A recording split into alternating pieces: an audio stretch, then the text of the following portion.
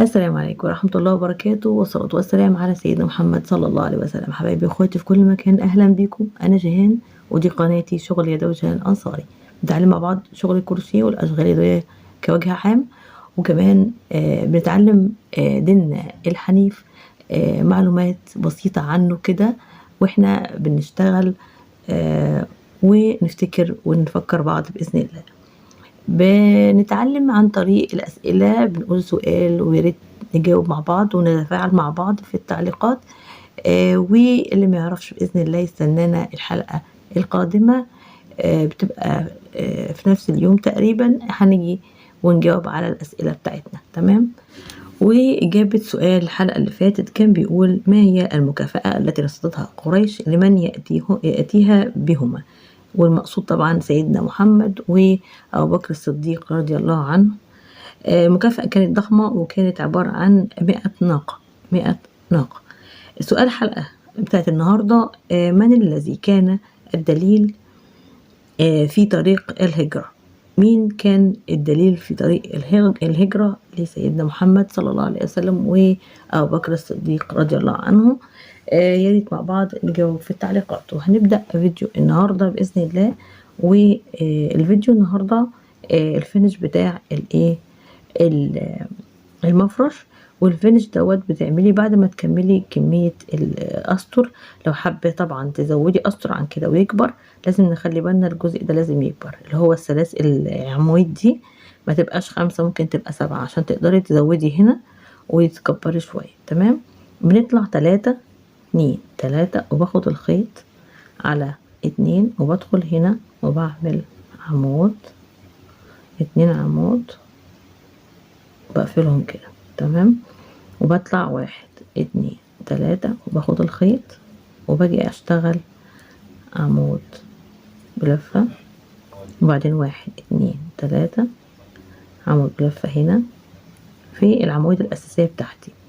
عمود بلفتين، سوري، 1 2 3 والخيط على 2 عمود بلفتين، مش عمود بلفة واحدة، بعتذر. 1 2 3 وبعمل هنا عمود بلفتين، 1 2 3 بدخل هنا في العمود الرئيسي وبعمل عمود بلفتين، 1 2 3 الخيط على 2، وفي الغرزة الأخرانية الرابعة بعمل عمود بلفتين. تمام. باجي هنا بلف واعمل الجنب التاني من المثلث ده كده. طبعا انا همشي على كده على طول. باخد هنا 1 2 3 4 5 باخد الخيط على 2 وبدخل هنا بعمل عمود بلفتين وبعمل سلسلة وباخد تاني، وزي ما عملت هنا اهو عملت هنا وده بعمله كده. تمام. بطلع 1 2 3 والخيط على 2 والعمود دوت 1 2 3 الخيط على 2 وهنا كمان 1 2 3 الخيط على 2 بالشكل ده. 1 2 3 هنا في العمود الأساسية، يعني الخطوة اللي قبل اللي أنا بشتغل عليها، الخطوة ديت بعيدها تاني.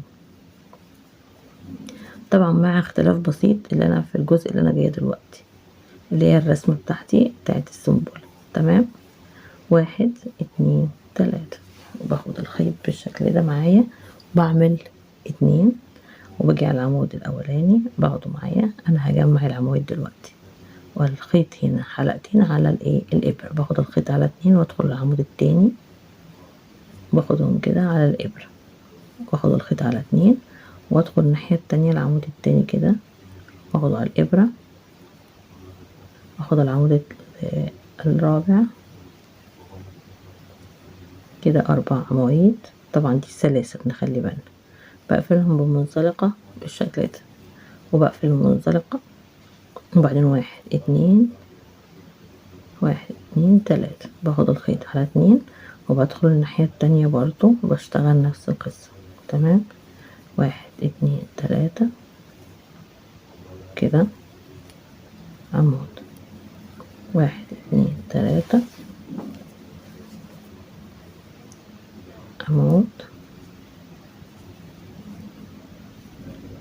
1 2 3 عمود،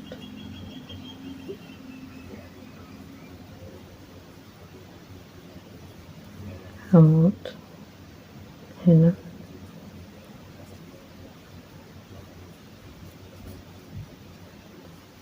تلاتة، وعمود في السلسلة الرابعة.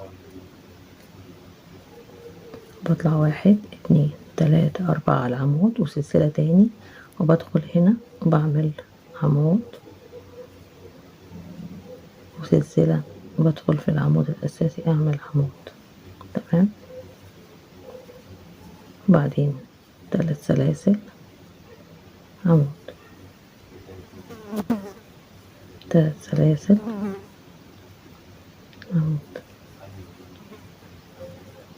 تمام. بصوا ادي الشكل بتاعي.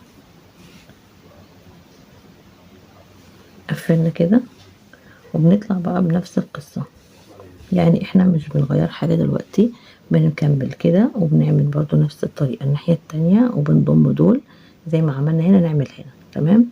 بمشي كده لكل الأضلاع طبعا اللي انتوا شايفينها، واجي تاني عشان اعمل الفينش في كمان سطرين تاني هنعملهم مع بعض. تمام. باجي هنا اخر السطر هنا وبعمل المنزلقة بتاعتي واخر جزء في الايه في السطر. تمام. 3 سلسلة وبعدين الخيط على 2، بدخل هنا بعمل عمود مش بقفله، بجمع ال4 عمود اللي هنا دول 2، وباجي الناحية التانية في 2 هنا، سوري انا جمعتهم مع بعض. باجي هنا في الغرزة دي الحلقتين دول هم اخر حلقتين في التجميع، باخدهم بالشكل ده وبقفل واطلع من الغرزة بالشكل ده، اجمعهم وبقفل بمنزلقة بالشكل ده. تمام. انا باجي هنا وبعمل كمان منزلقة في الدور الجاي. تمام. وبطلع 1 2 3 4، باخد الخيط على 2 وبدخل في نفس المكان واعمل عمود بلفتين، بعدين 2 سلسلة وبدخل هنا بعمل عمود بلفتين،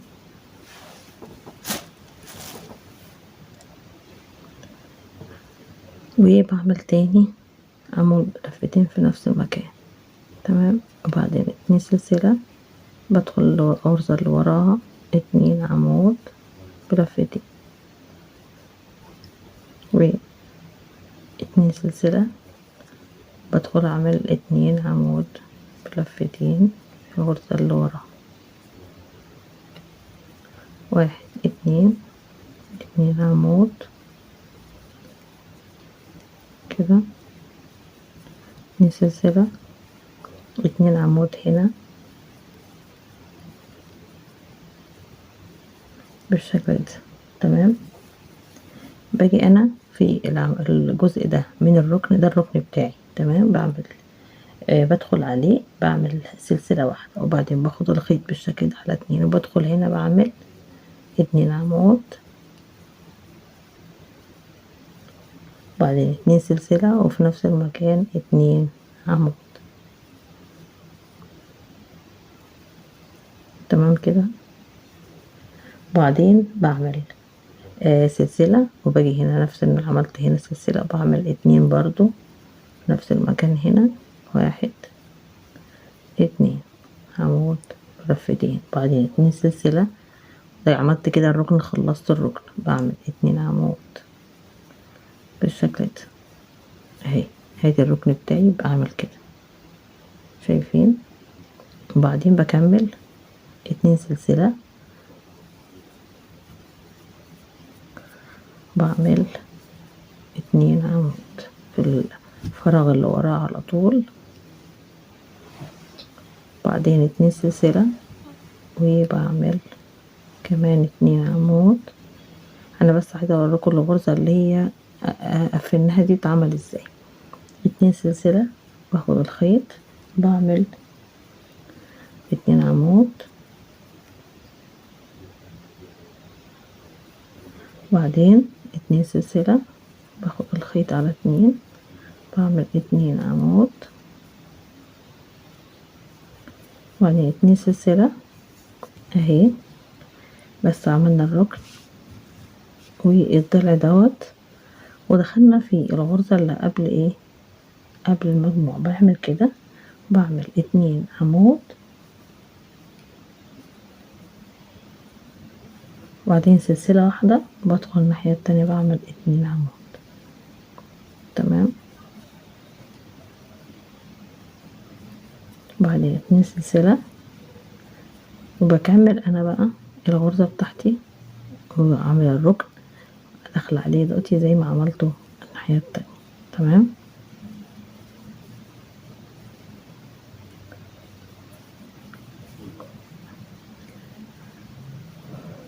بوصل بس لغاية الركن.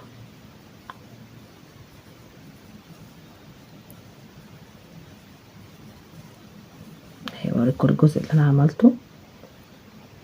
بوصل للركن اللي عملته زي ده كده. تمام. باجي هنا بعمل 2 عمود، وبعدين 2 سلسلة، وباجي اخد الخيط وبدخل قبليها هنا بعمل 2 عمود. تمام. بعدين باخد الخيط وبعمل 2 سلسلة، بدخل في الركن هنا اللي هي الوحدة المربعة دي، بعمل 2 عمود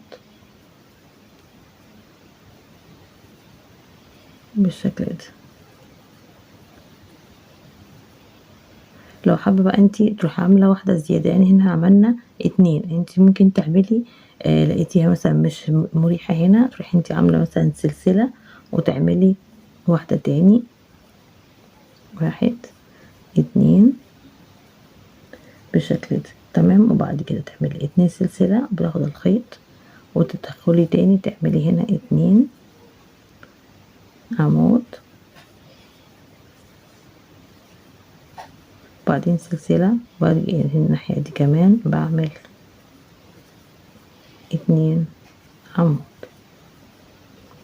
خلاص كده خلصنا الأركان، ونبدأ بقى نعمل 2 سلسلة عمود لغاية لما نوصل للإيه، لنص المفرش، الجزء اللي بين الركنين، يعني الجزء اللي بين الركنين اللي هو ده.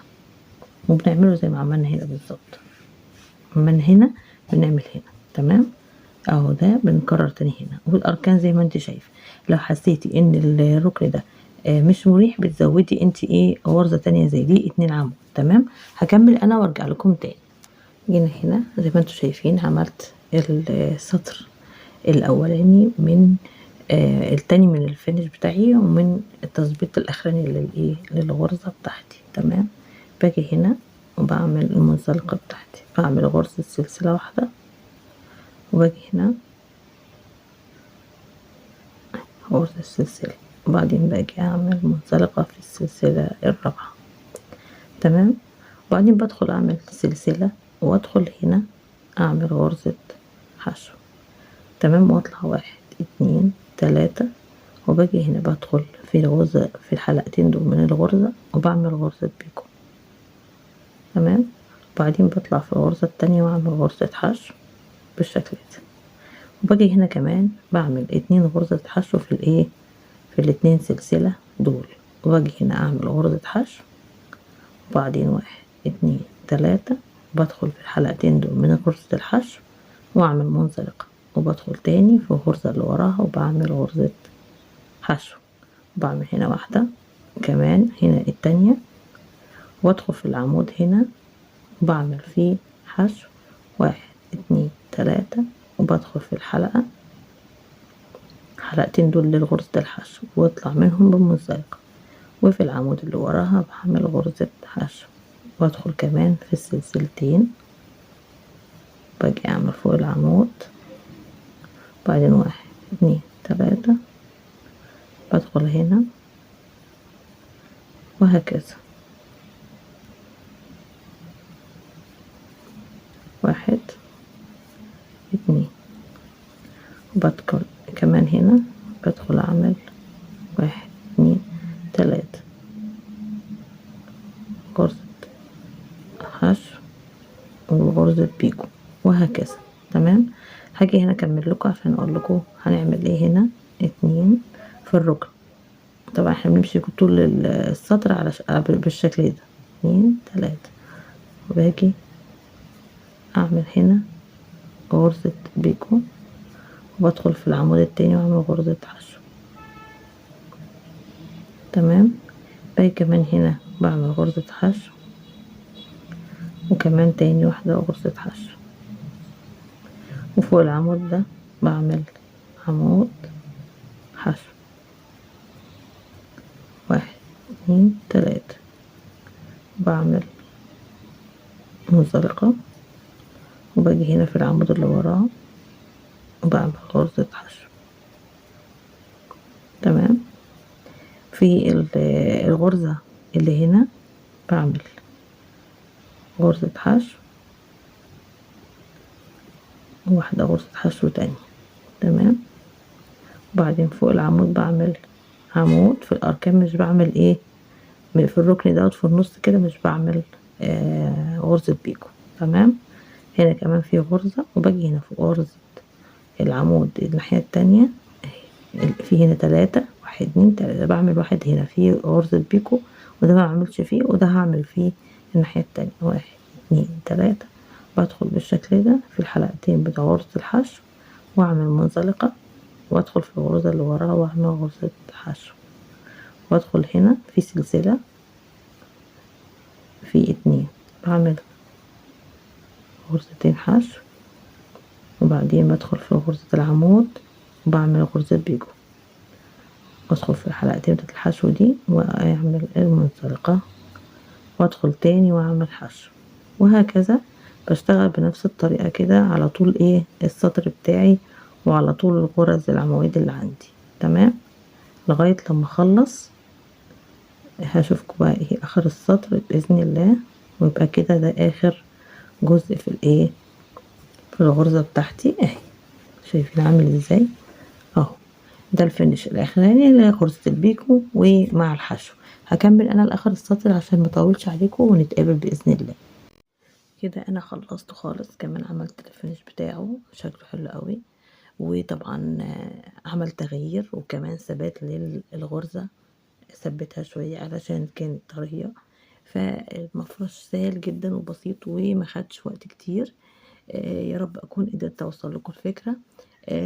بعد ما خلصنا ال3 صفوف الزيادة، كام جرام وزن الخيط 36 جرام. تمام. ما خدش خيط كتير، ومقاس احنا قلناه في قبل كده. فان شاء الله اكون قدرت اوصل لكم فكرة مفرش النهارده، واشوفكم بخير والى اللقاء.